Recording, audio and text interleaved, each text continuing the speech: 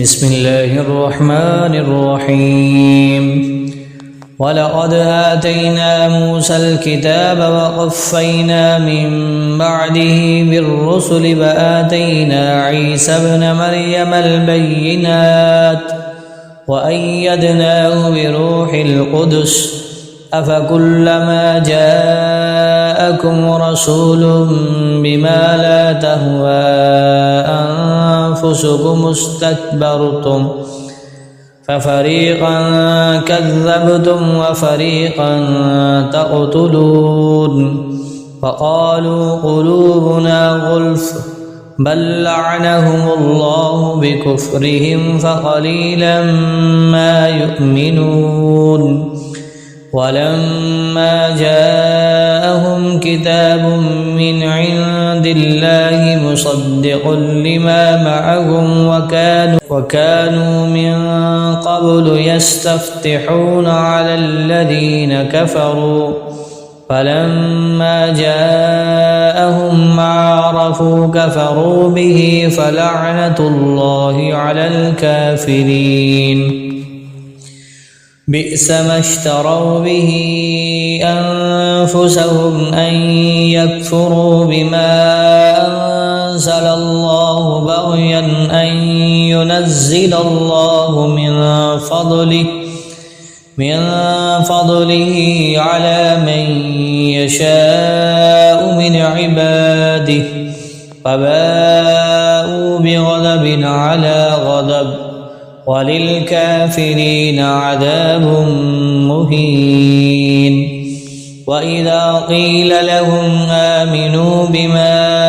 أنزل الله قالوا نؤمن بما أنزل علينا ويكفرون بما وراءه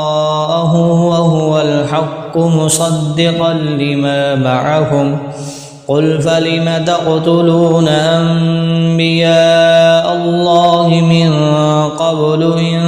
كنتم مؤمنين ولقد جاءكم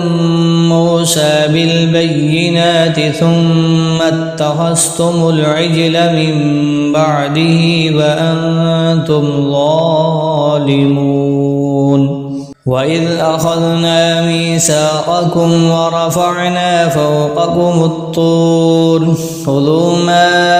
آتيناكم بقوة واسمعوا قالوا سمعنا وعصينا وأشربوا في قلوبهم العجل بكفرهم قل بئس ما يأمركم به إيمانكم إن كنتم مؤمنين قل إن كانت لكم الدار الآخرة عند الله خالصة من دون الناس